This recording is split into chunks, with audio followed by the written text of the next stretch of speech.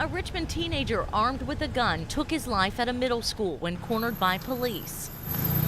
And in Miamisburg, officers say a teenager died after being hit by a train while reenacting a YouTube video.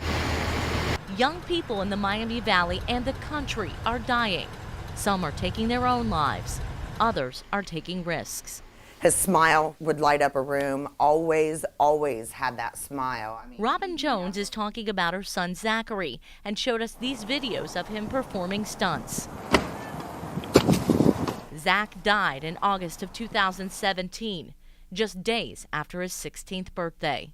He was discovered by his family in an attic stairway. 2 steps up, there he was hanging. The image still haunts Robin. Every night I see that whenever I go to bed. Robin says her son wasn't sad. There is not 1 ounce of me that even thinks that he meant to do this intentionally. Robin thinks Zach's death was accidental and the result of risky behavior. It is rampant with all these Tide Pod challenges and cinnamon challenges and hot water challenges and everything, and these kids are not understanding the consequences of what their behavior is because they're kids. Kids have a sense of being invincible. Gregory Ramey is the executive director of the Center of Pediatric Mental Health Resources at Dayton Children's.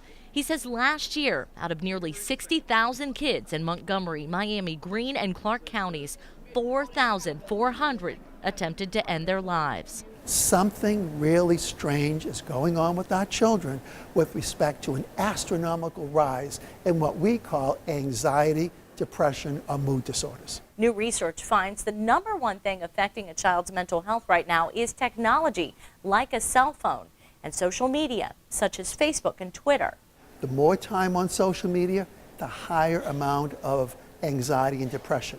Reason why? They are not developing the interpersonal relationship skills, which are so critical. Ramey also blames so-called helicopter parents. The concern is that we've perhaps raised a generation of youngsters who have been overprotected and not exposed to real-life situations.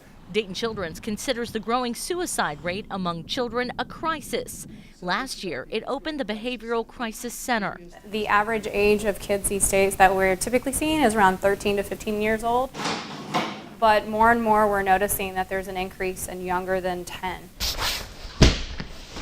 It also implemented a new policy. Children 10 and older who are treated in the emergency or surgery departments are asked if they wanted to harm themselves or others. Gregory Ramey says parents need to talk with their kids about their feelings. Don't put them on the spot and say, have you ever thought of that? Kids are going to dismiss you.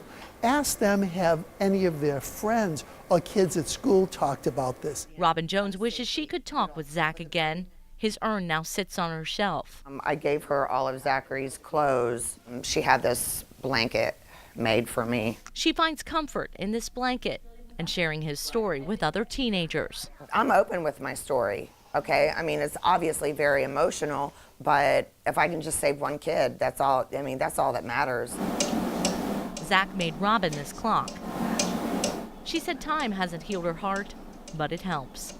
Gabrielle Enright, News Center 7.